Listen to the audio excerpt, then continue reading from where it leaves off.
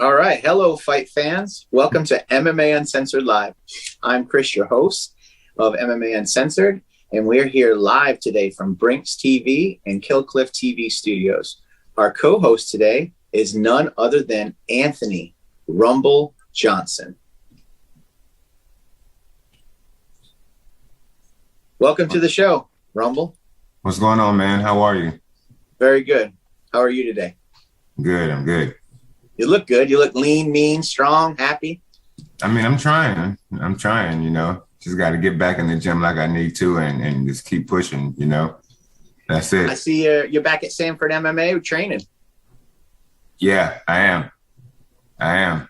So got this important fight in front of me, versus Nemkov, and just got to go in there and just do what I can. The dude is he's dangerous and just very well rounded. And you got these though. You got these. I got those, but I think I got to bring out more than that this time. You got this too. Yeah, but he's such a good competitor. I do look forward to competing against him.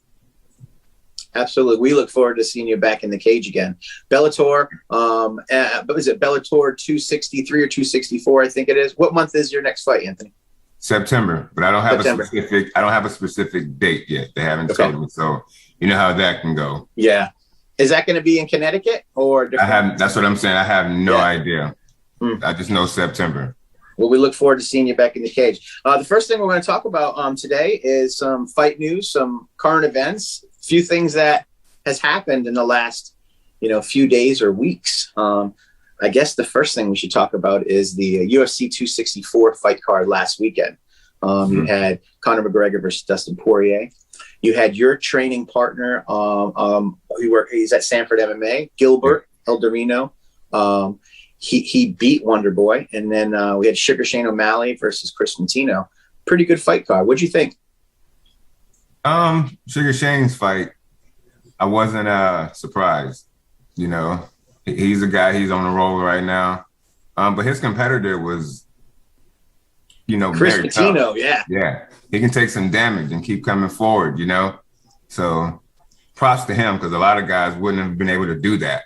A lot of guys would have broken a lot sooner, but that guy didn't. So he definitely gained a lot of respect from the fans. And fellow fighters as well. Yeah, for sure. He got an extra 75 G's, Anthony. He said that $75,000 check changed his and his family's life. It happens. That's what happens when you go out there and do your best, and, good things happen to you. Absolutely. What'd you think about Gilbert Burns' performance against the point fighter Wonder Boy Thompson? What'd you think about that matchup? I think he did great, considering who he was fighting and his style. One or two, shots, and Gilbert scared me a little bit, but he's such a tough guy. He'll take it and keep coming forward. I've seen it happen in the gym. Yeah. And Wonder Boy is just, man, he's tricky, very tricky. It's hard to get in on his timing, but Gilbert was working with Raymond Daniels, right? And RD G.O.A.T. Yeah, and was helping him out left and right, and was just right there for him every step of the way. So trust me, this wasn't a fluke. Gilbert really did put in the work. He worked hard. When I was in the gym, he was working his butt off. And it's one of the most difficult strikers to actually fight. I mean, look, Tyron Woodley fought him. I don't think Kamaru Usman fought him yet. Not Steven. Wonder Boy is one of the most difficult fighters to prepare for. Yeah. Let's go on to the main event, man. Jeez Louise, huh? Conor McGregor versus Dustin Poirier, the 3. And Conor McGregor breaks compound fracture of the tibia, I believe.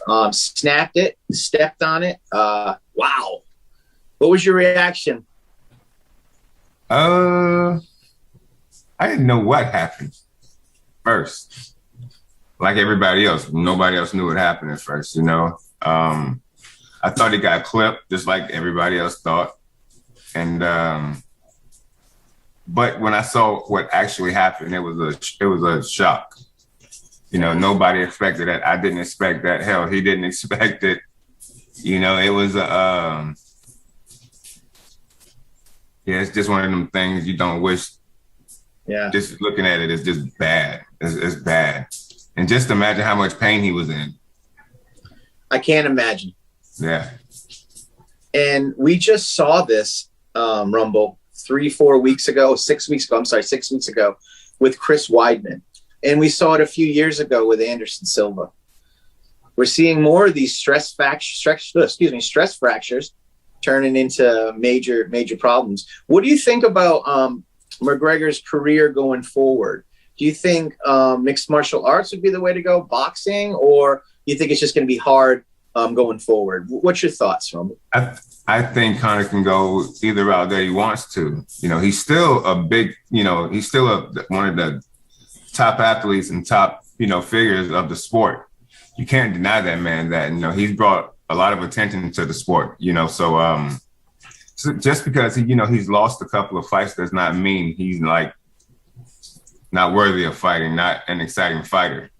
People tend to think that, once you get on a losing streak that, you're not as good, you're not as entertaining, but win, lose, or draw, Conor is entertaining, so he can go MMA or boxing. I think the man will fill up his pockets very nice. Absolutely. And I think he was Forbes #1 on the Forbes list, almost $200 million he made last year. He sold a majority of his Proper 12 whiskey platform. Well, congratulations to Conor. We wish him a speedy recovery. He's an athlete. He's an entertainer. He puts asses in the seats. He brings more attention to the fighters, and essentially, in a roundabout way, helps people make more money in your industry, the athletes.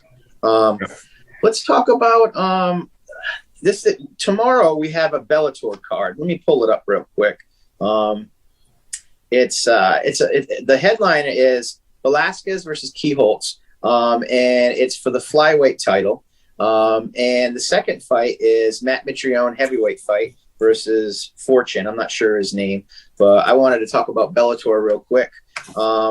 We also touched on the fact that you're fighting next month, and Fedor Emelianenko is coming back heavyweight. He's going to be fighting AEW wrestler / MMA fighter. What's his name here? Jake Hager. That's an interesting matchup. We'll see what happens. What's your thoughts on Fedor coming back for another fight or two, Rumble? I think it's great. It's great. If he believes that he can come back, and he still believes that, he can give some of these little young boys something to remember him by, then why not? Yeah. Why not? Absolutely. I agree. I wish him, the best of luck with it. It's not easy, being an older guy trying to compete against these younger guys. I can tell, You're not that old. You're like 35. You look like you're 25. I wish. But Fedor can, do what he feels like he needs to do to compete. Come on, I think There's plenty of guys at the heavyweight division that will love to fight him, obviously. So he's a big name regardless. Who wouldn't want to fight him? Yeah. Have you met him at any events in your life, Anthony? Never. Okay. So maybe you'll be able to meet him this year at one of the Bellator functions or events. That'd be cool. Maybe, yeah. I would love that. Yeah. We'd like to, us as fans, of course, I'm a huge fan of Anthony First. Us as fans would like to see you, holding fists up to Fedor, like a little standoff. Yeah. That'd be a cool picture. Yeah. Like the one you did with John Jones back in the day. You and John Jones are face to face. We'll get into that now. So that's probably all we're going to cover. We'll hit Jake Paul versus Woodley, Tyron Woodley. They had the press conference and face off this week. Everybody's talking about it. And the interesting part is there's a side bet. Jake Paul and Tyron Woodley have agreed to get tattoos on their body saying, I love either Jake Paul or I love Tyron Woodley. I don't know about that, but I'm interested in the fight. How about you, Rumble? Yeah, I never tried to make that type of bet ever with no man. I don't care who you are. Somebody's got to live up to it too. That's the part. That's the part. You know. I don't know, man. I think both of these guys are. I mean, I'm not a Jake Paul fan. You know, just not. I'm. You know, no personal reason. I'm just not. Tyron, you know, we all have seen what Tyron has done in the sport of MMA. I will say this. I think Jake Paul does have a chance. I think he has a chance. You know, I really do think he has a chance. You know, and of course, you know, we all know Tyron has a chance, but I think Jake Paul has just a better chance. Right. And Jake has a little bit of size advantage. He's 6'1", 205-ish. Tyron, I believe, is 5'10", 180. He competed at 170, but he's probably around 185, 190. Yeah. So it's not too much of a size difference, a little bit of height. No. Jake has a lot of power. Yeah, I mean, I think if he has his technique right, once he walks in that ring, I think he'll be fine. Honestly, his punching power and his combinations weren't bad. His technique just wasn't, you know, he's not like, you know, some of these other guys out there that are just, you know, the best boxers in the world where their technique is like awesome. You know, he's still a beginner.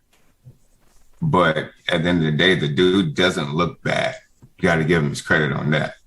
Yeah, and he's got a lot of money, and he's training with Cerrone sisters. Yeah, he's trying. He's trying. I think he's taking it a lot more serious than people are thinking. I agree. And Tyron Woodley is in Vegas training with TBE, 50-0, Floyd Money Mayweather. Yeah, that is an amazing opportunity Tyron's getting. Yeah, it is. It is. Get that type of an invite, you better go. That's I don't care invite. who you are. Yeah. I don't care who you are. Even if you're not that great at boxing, you just go for the experience. Just say, hell, I walked in the gym, you know, just to see it. But it's an honor for, you know, Tyron to be able to do something like that. You know, especially being asked by, you know, Floyd Mayweather. Yeah. He has an awesome camp. So hopefully Tyron goes out there and does his thing too. Yeah. I feel very similar to you. Yes, I'm interested. No, I wouldn't do the tattoo. Yes, Jake Paul has a chance. If you had to, I bet right now, I would probably put money on Tyron. 5-6 rounds, a couple body shots, and TKO Tyron Woodley. That's my opinion. I wouldn't bet on it though. No way. No. I like money too much. Like I said, yeah, Jake has a chance. You know, I think Tyron has to catch him with one of those big bombs though. That's what we've seen him. We've seen him do that before. I think he hit Robbie Lawler with one of them, right? Yeah. He hit Lawler with one of them. Yeah. All right, we're going to get into the greatest of all time, the GOAT talk. This week, ESPN did a special with Khabib Nurmagomedov. Khabib said, quote, "I'm on the same level as Demetrius Johnson, Anderson Silva, John Jones, Fedor Emelianenko, George St. Pierre." He basically said he's not above anybody else. He's on the same level. And I wanted to see how you feel about the GOAT talk, Rumble. I agree with him 1,000%. He's made his mark. He's like, you know, he's brought a lot of people, you know, plain and simple, it seems like every Russian right now has his last name. It seems like that's how powerful this man is. That's how, you know what I mean? He's that good of a guy. He's that great of a fighter. You know, it seems like you can see it. The world respects him. You know, he sticks to his guns, and not many people do that. So most of the time, you can always tell that Khabib means what he says, and you have to respect that for sure. I respect him as well. I've always wanted to see Khabib go up to 170. I don't care about the Conor McGregor rematches, the Dustin Poiriers, none of that crap. I always wanted him to compete at more of a natural weight class. And he walks around right now 195 to 200. How do you think that matchup would be, Kamaru Usman versus Khabib Nurmagomedov at 170? Man, you know what? Khabib, that's a fantasy. I mean, yeah, it is. Yeah, it is. You know, man, that's a tough one. You know what? I just think if it's gonna come down to it, you can't go like if it's gonna come down to the grind and all that type of stuff. Both of them are used to that, so it can't be who's going to grind it out. That's just going to be a crazy fight. Period. If it was I agree. Coming to stand up, Kamaru, but in wrestling, that's different because both of them have a different style of wrestling, and it works. Yeah, it works. Khabib grabs the legs, and holds you down. Yeah, and as far as jiu-jitsu, both of them are really good on the ground. People don't see Kamaru doing many things on the ground, except for controlling people a lot of times, so they want to say he's not this and he's not that, but he's actually working those guys. And he's solid on the ground. Kamaru is solid on the ground, and then Khabib is Khabib. So elite. Yeah, but I at the end of the day, it's a tough one, but I would have to go with Kamaru at the end of the day. I would have to pick Kamaru at the end of the day. Kamaru is in his prime. His boxing is so much better. He put Masvidal out. No one knocks Masvidal out like that. He almost finished Nate Diaz. I would probably, I'd probably put my money on Usman too.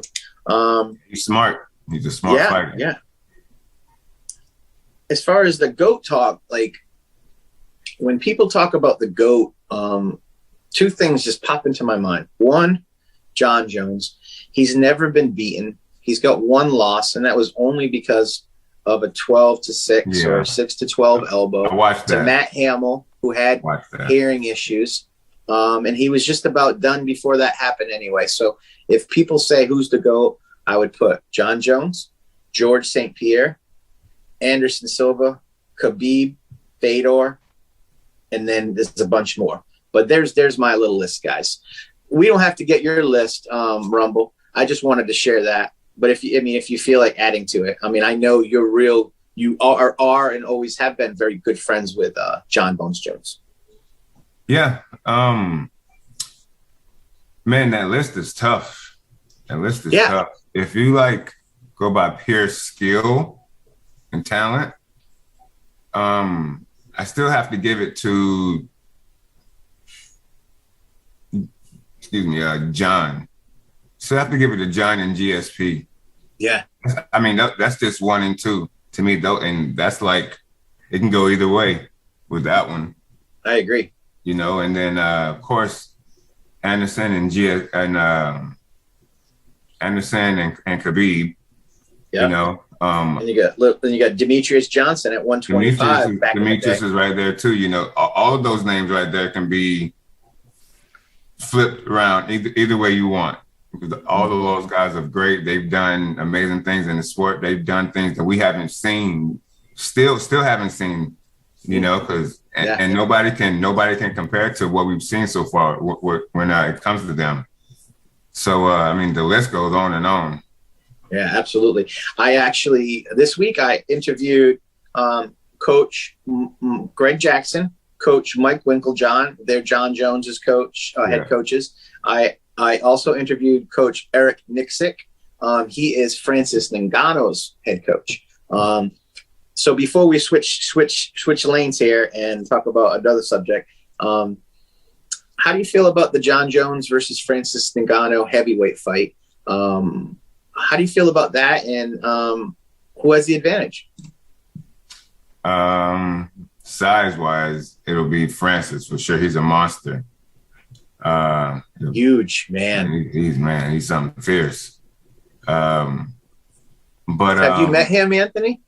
Yeah, I sparred with him a little bit. It wasn't nothing serious. Yeah. Yeah, but he still hit me.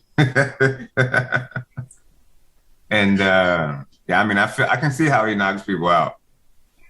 Because for me, he didn't like stun me or anything like that, but I felt his just his power. You know what I mean? Yeah. And I felt, and I was like, okay, I can see how people get knocked out by this guy. He put some people out. He put Alistair Overeem knockout, that uppercut. Wow. We were in Detroit when that happened, and 65 seconds went by, Rumble. Alistair was still out. He was out for like a minute and a half. Did you see how his head snapped back? I did. That was one of his soul just left his body, just floated away. It was like the memes. They made memes of it. Oh yeah. Yeah. He got something. Nobody saw that one. Nobody saw that coming. Nobody saw that one. Yeah, that was bad. Absolutely. Bad. Yeah, big shout out real quick to Kill Cliff. They're one of our sponsors for the show. Nice. Yeah, but when it comes to Francis and John is still John. People tend to forget that and tend to think that Francis is just going to go in there and knock John out and do this and do that because it's Francis, you know. But they keep forgetting John Jones is John Jones. His camp is amazing. He's amazing. You know, when you put that together, you know, he's a man that's very hard to beat. You know, when you think you're going to knock him out, that never happens. You know? Yeah. You think you're going to submit him. That never happens. Doesn't even come close. Ask Vitor. Yeah. He had that arm. He had that arm extended too. He did. I think people just tend to forget all the greatness we've seen with John. We haven't seen the same type of greatness in Francis as we have in John. That's all I'm saying. You know what I mean? One dimension. Like you said, John has everything: wrestling, jiu-jitsu, kickboxing, Muay Thai, elbows. Francis is mainly a boxer striker, in my opinion. Yeah, he's a good striker. I think he's getting better. I think he's definitely getting better. You know, throwing some kicks out there and things like that. You know, that's a scary for somebody of his size to get comfortable with his kicks and punches all at the same time and take down defense. That's a dangerous man. You got some big kicks too. Who are you talking? You throw them legs around hard. I don't have Francis type kicks though. We'll see about that. I'm a big fan of yours, so we'll see about that. Let's see. Let's go to let's see the next time. I think it's upcoming events. Yeah. We already kind of touched base on Fedor Emelianenko. He's going to be fighting Jake Hager.